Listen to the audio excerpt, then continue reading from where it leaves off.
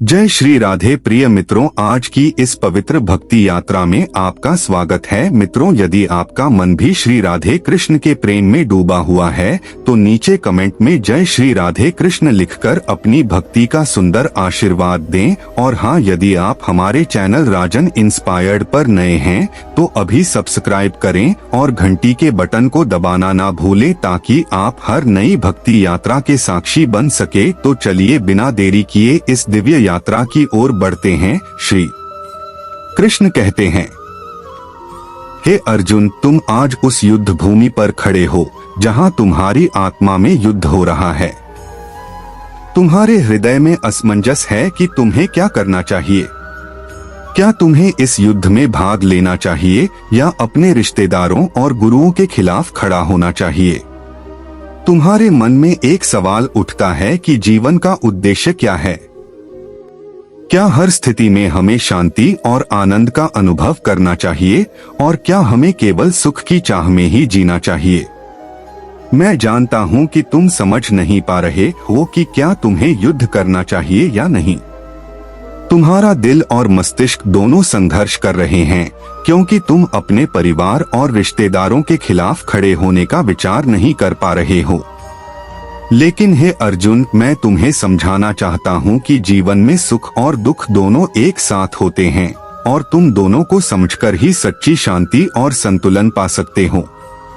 यह सब कुछ समय की गति के अनुसार होता है और इन दोनों पहलुओं को ठीक से समझने से तुम जीवन के हर पहलू को संतुलित और सच्चे रूप में जी सकते हो। सुख और दुख का चक्र, जीवन की सच्चाई। हे अर्जुन, जब तुम युद्ध भूमि पर खड़े हो और तुम्हारे सामने अपने परिवार और मित्रों के खिलाफ लड़ने का कष्ट है तो तुम्हारा मन दुखित है। तुम यह सोचते हो कि क्या जीवन केवल संघर्ष और पीड़ा से भरा हुआ है। क्या हर क्षण में हमें दुख का सामना करना होगा।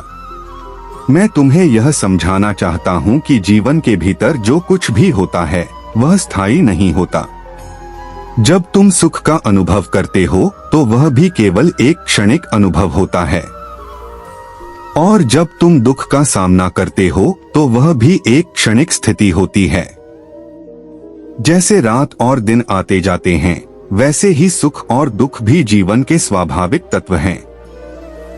इन्हें एक दूसरे से अलग करके नहीं देखा जा सकता क्योंकि इन दोनों का चक्र निरंतर चलता रहता है।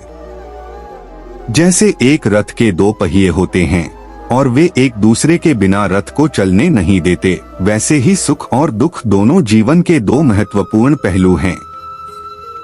जब तुम इन दोनों को संतुलित रूप से समझते हो तो तुम जीवन की यात्रा को सही दिशा में आगे बढ़ा सकते हो। दुख का वास्तविक रूप, आत्मा की शुद्धि का माध्यम। हे अर्जुन, तुम्हारे मन में यह सवाल है कि दुख क्यों आता है। क्या दुख हमारे जीवन का हिस्सा है या यह कोई गलत बात है।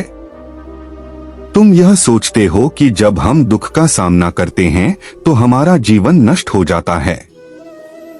लेकिन क्या तुम जानते हो कि दुख केवल एक बाहरी स्थिति नहीं बल्कि यह आत्मा की शुद्धि का माध्यम है।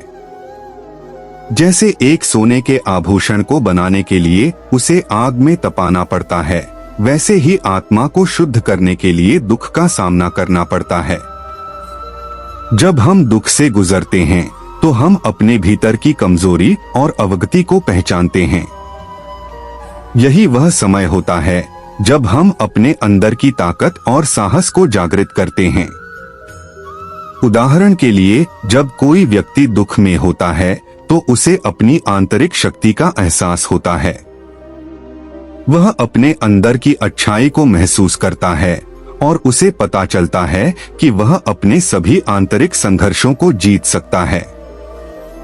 दुख आत्मा को शुद्ध करता है, जैसे सोने को तपाने से उसकी शुद्धता बढ़ती है।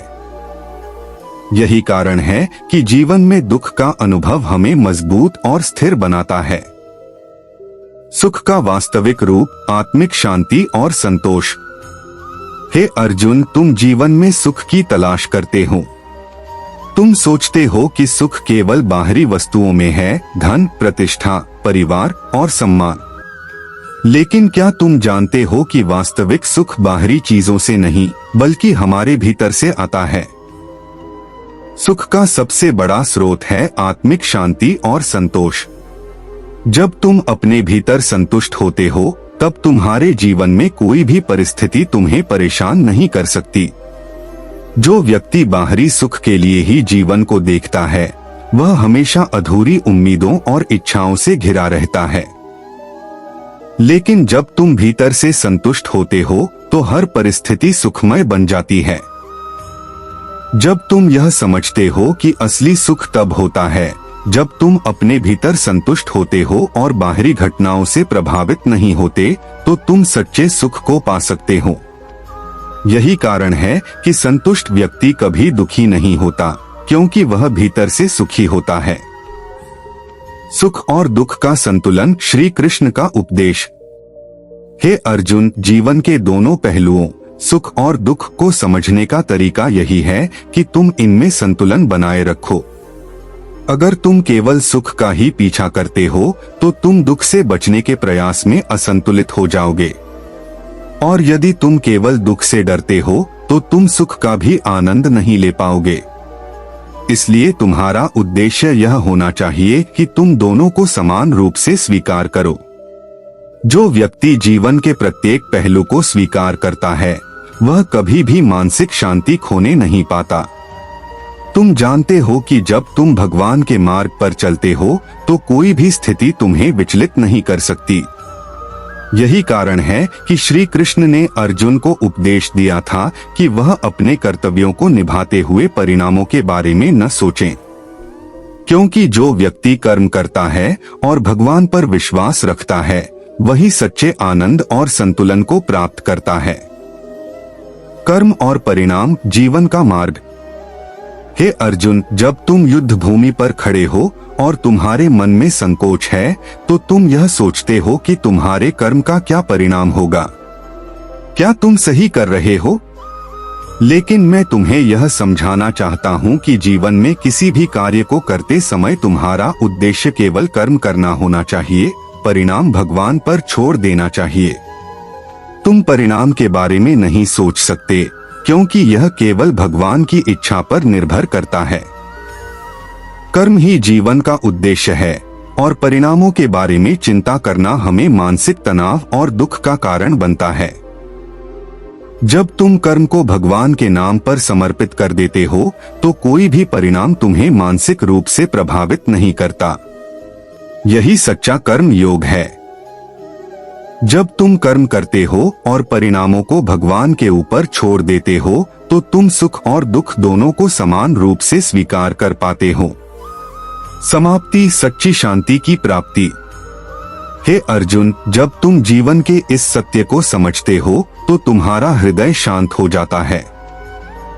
तुम समझ पाते हो कि सुख और दुख दोनों ही जीवन के आवश्यक भाग हैं।